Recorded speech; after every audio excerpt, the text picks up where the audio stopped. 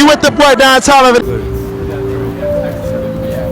Hey, what's going on? It's Darnell HTX with Broadcast Houston on a Sunday, a sad, somber, gloomy Sunday, 2 days after day one of Travis Scott's annual ASTROWORLD Festival. Day two was canceled. Right now, we're here at NRG. It's been treated as a crime scene. I know 8 were confirmed. I've heard 10, 11 individuals, including an 8-year-old and I think a 10-year-old, passed away while at the festival. We don't do a lot of speculation. We see a lot of the rumors and everything. You can see the official footage on Broadcast Houston right now and judge for yourself. First, just want to send a lot of condolences out. Our prayers, we're just lifting everybody that's family, friends of the deceased in our prayers. We just offer strength for them in this time. We hope that justice is served. Right now we're here. You can see that a lot of flowers have been brought out, candles, almost like a vigil. They have a RIP sign. If you all want to come, I think we're kind of like in the green light right now of NRG, right off of Kirby, and a lot of people are just really just sending their blessings. You know, Rage in Heaven, RIP, Big Sosa, RIP, rest of them. A lot of RIP, you know, rest in love. It's kind of crazy, you know, actual deaths. We cover a lot of festivals, you know, we cover everything from Rolling Loud to New York, Made in America, Governor's Ball. We've done it all, Lollapalooza. We've seen a lot of raging. Y'all know we get in the crowd and rage. I know a lot is going to change. I don't think festivals will ever be the same. I think a lot of security and measures we put in place for the future of festivals as it relates to raging and mosh pitting. Obviously, you can't stop it. Obviously, we saw a lot of people that actually snuck in Friday. Saw them. It was already sold out. It's probably over capacity. I know that's going to be looked at. I know that someone said that there was somebody sticking or pricking somebody with the needle, and I think one of the security guards got pricked with the needle. That's probably under investigation. You know, we're just praying for the families. If you have any information, obviously go to the authorities. 8, 10 years old trying to go to your first festival. Just got past COVID. People just wanted to come out and have a good time, and it's very unfortunate. So again, if y'all want to go check out some of the raw footage, it's on Broadcast Houston's YouTube. We're gonna put out the full day one on this lit, and just want to say rest in heaven. You know what I mean? I know Travis Scott is devastated. The whole team, the whole ASTROWORLD staff, and everything. Hopefully, you know, justice is served, the truth comes out, and there's really no words you can say. I mean, death is death, and there's nothing that's ever gonna bring anyone back ever again. But we're just praying that everyone that has, you know, was a victim and is deceased, that they're in a better place now, shining down from heaven and overlooking us now. So once again, this is Broadcast Houston. Big love to everybody. Keep everybody that was deceased and even injured in your prayers, and we're hoping that everyone that is injured stays on this side of with the living. And so big love to everybody, man. Y'all just keep pushing. Hey, what's going on? It's Darnell HTX, Broadcast Houston. We have a fellow Travis Scott fan here. We're in line actually trying to get our stuff from the Lost and Found and the lockers. It's been a 2-day journey trying to do that. What's your name and where you from? Hi, my name is Mitchell LeBlanc and I'm from Detroit, Michigan. Okay, Detroit in the house, right to Houston. So it's kind of bittersweet for you because you only got to see 1 of 2 days. I'm pretty sure you got rentals and hotel and airfare. Like, how is it? Yeah, I mean, it's unfortunate. I was hoping to see the 2-day fest, but I don't really blame them for closing down, you know, the second day. Rest in peace to all those involved. I feel really bad. My heart goes out to the families involved.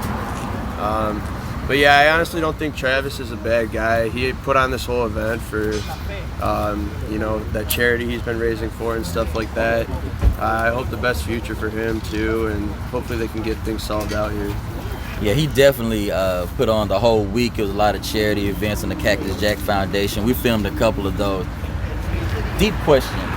So there were at least 50 or 100 people that, you know, broke into it without the COVID test, you know, if they had weapons or anything like that. Do you think, and they actually stopped everything. Nobody came in for like 15 minutes. Do you think they should have stopped the whole festival at that point? At that point, I feel like there were a lot of questions brought up. Nobody really knew what was going on. I do remember kind of being towards the front there. I really thought it could have been organized better as far as the gates go. Everything could have been more narrow. Basically what happened was the gates were so wide, people started cutting, and then that's when everybody got excited and started rushing towards the front, and it didn't even matter where you were in line anymore, and it just kind of became very chaotic at that point. So I kind of wish they set that up a little different over there. They had security, they had police officer on horses, but I don't know. At that point, I think I heard that 3 people were injured, so I think precautions should have been taken at that point, but yeah. It's a tough decision, you know, shutting down a whole festival at that point, maybe postponing it, you know, a lot of money was spent, everything like that. Right. Either way. Okay, so now let's talk about the future of festivals. So Day in Vegas is next weekend in Las Vegas. Travis is scheduled to perform on Saturday. Do you think he'll perform? I personally do not think he will perform. I think he's going to take at least a month off of performing. I know there's probably a lot of legal things he's going through and stuff like that, so you know, I hope the best for him and his future going forward. I think he will eventually be able to get back into it, but I think him and his team are going to work on, you know, getting better plans together as far as situations like this that go down in the future, you know. Again, yeah, condolences to all the deceased, everybody that is injured right now. We definitely send prayers to you, so you stay on this side with the living. And so let's talk higher level. It's my last question. But the future of festivals, mosh pit, the rage, obviously it started off in like rock and roll and everything like that. It's kind of crossed into hip hop. Do you think that we'll have the same rage and mosh pits going forward, or do you think all the festivals will change things going forward?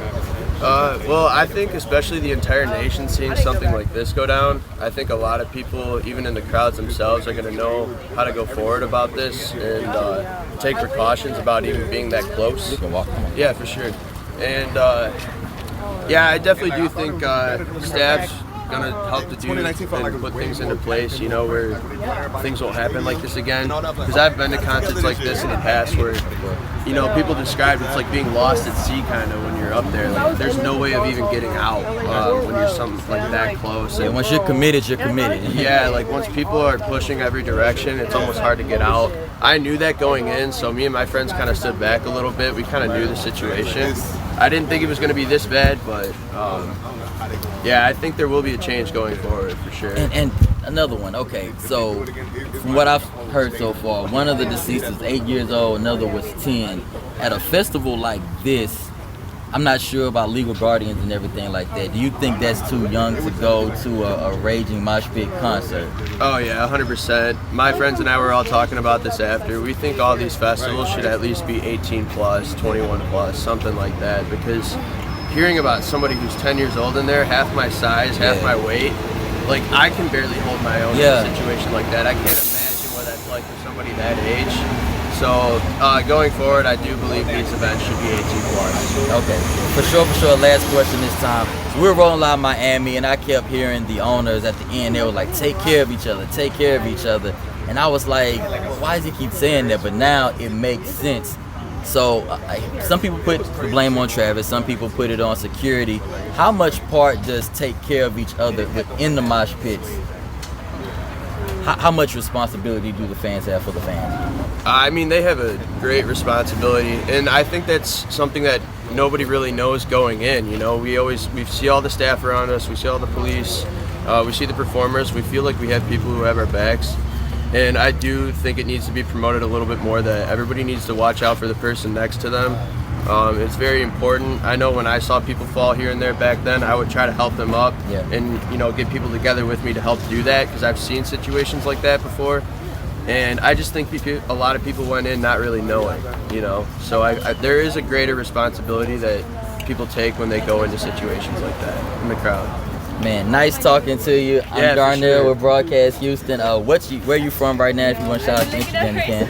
Well, I go to Michigan State University. Okay. Go Green. Good. Yep, I'm on my last semester there, studying mechanical engineering. So I'm excited to get out and get into the world, start working. So we'll see what's up from there. Man, it sounds good. It's Broadcast Houston. Down in the comments, let us know what you think. It can go either way, but it's what we're here for, to have a conversation. Once again, Broadcast Houston. You can check all the footage out on Broadcast Houston YouTube. We appreciate your time. Welcome to Broadcast Houston. We are the premier festival, concert, and live event YouTube channel.